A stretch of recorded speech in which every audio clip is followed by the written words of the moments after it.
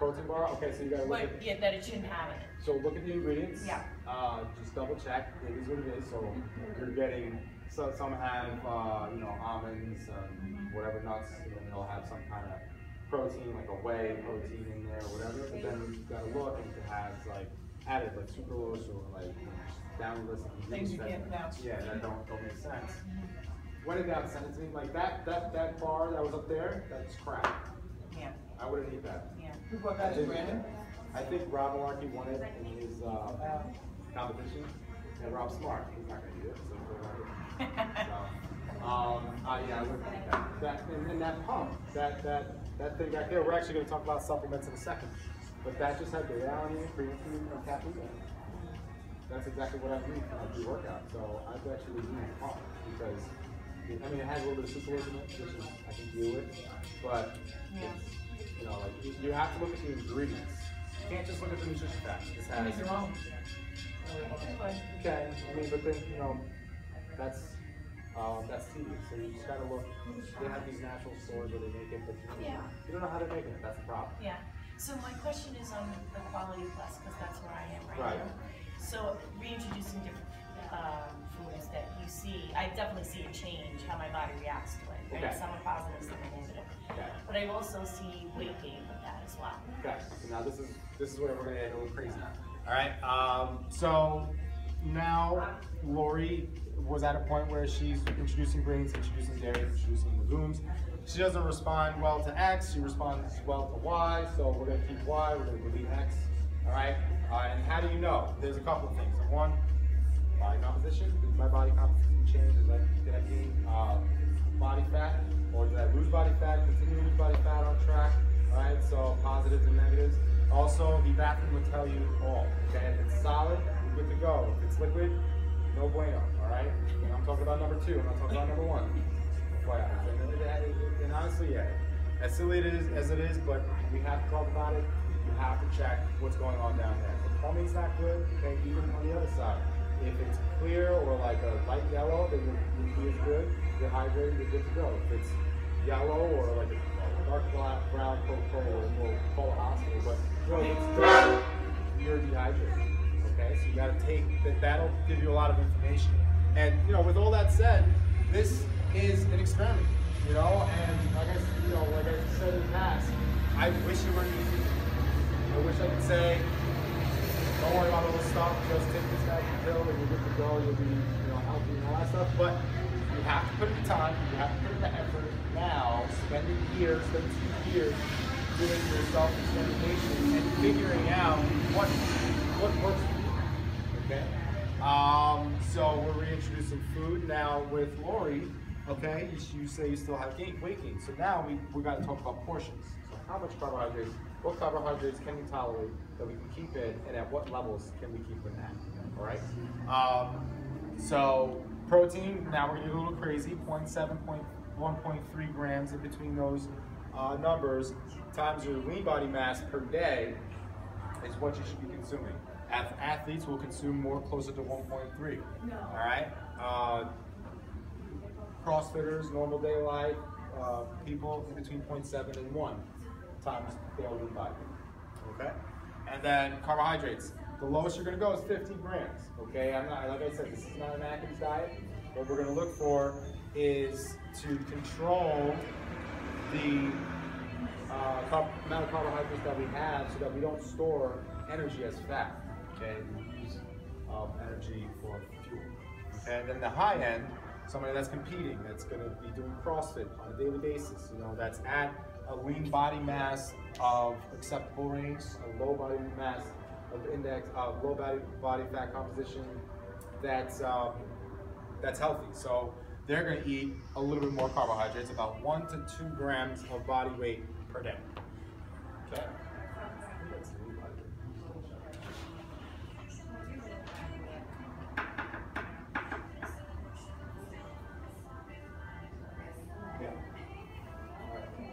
So that's that. So Lori, now we're gonna have to consider like what. So let's use you for example.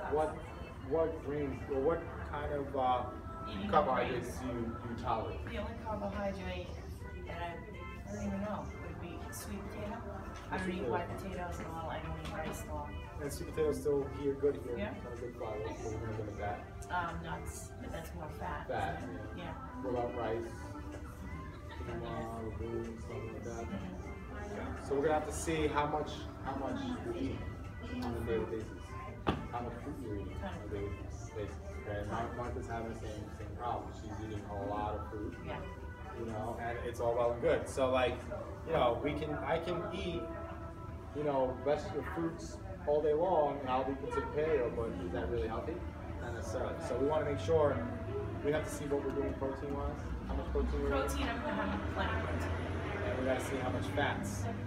Half your body weight in grams. So you weigh 100 grams, 200 pounds, 100 grams, right? Right. So we have to see. So, and I've been doing this a lot actually with each class, I find one.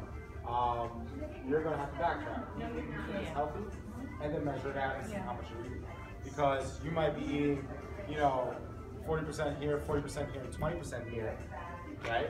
We can drop it, we can drop it down to 33, 33, 33, and then play around there. Yeah. And once you get 33, 33, 33, you're tired, you feel like, oh, whatever, we'll lower the protein, up the carbohydrates, okay, and then we're at our optimal level. Now, this is where we can get crazy and go zone and just start to play. But I think that backtracking is better, okay? Especially since it's realistic, you know, like, you know, say, I know a couple people that we start them in the zone, and for example, you know, Martha, we put her on nine blocks a day. That's not enough food for her. I'd rather know what she can tolerate and eat, and then backtrack from there and play around with those percentages, so that we keep it in the same caloric intake level per day.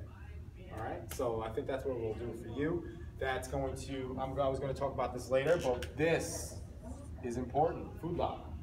What are you eating? How much you're eating? We do that with SugarWOD. We just introduced SugarWOD. A lot of people are tracking their score for their workouts, weighing and measuring what's their Fran time, what's their 1 rep maxi, stuff like that. Same thing with nutrition. How many pieces of chicken you eat? How many ounces? We can go crazy and do a scale, or we can eyeball. So we're gonna want to keep a food log. I personally am going to keep it on my notes. I write everything on my notes in my iPhone. It's how I function.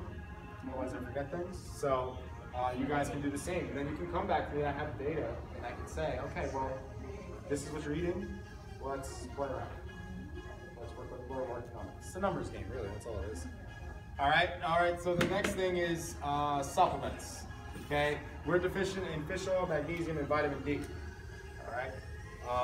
So these are some important supplements that you want to add because unless you're eating fish, you're not really getting enough vitamins and minerals from that. So we want to make sure we're supplementing for health reasons. Obviously, fish oil is going to help you with your coronary vascular disease. You're going to decrease inflammation. Magnesium is going to help your sleep patterns, and then vitamin D is going to make you feel good and help bone density. So they're all good stuff. All right. So it's good to supplement off of that. But like I said, some people just supplement off that and think it's the end all be all, and they don't pay attention to this. Well, we just got 10% better instead of adding 80% and 10% and being 90% better. You get what I'm saying? So and that goes also with the supplements. Performance, Mark wants to go to the CrossFit Games, so we're going to start to put him on a regimen of beta-alanine, creatine, and BCAAs. But Mark only gets, 10% better here and eats pizza and all this other crap, so he's not really, what is he really trying to do? We have a lot of athletes that come in here, they party hard on the weekend and drink their face off, and then they're supplementing off of beta-alanine, creatine, and BCAAs.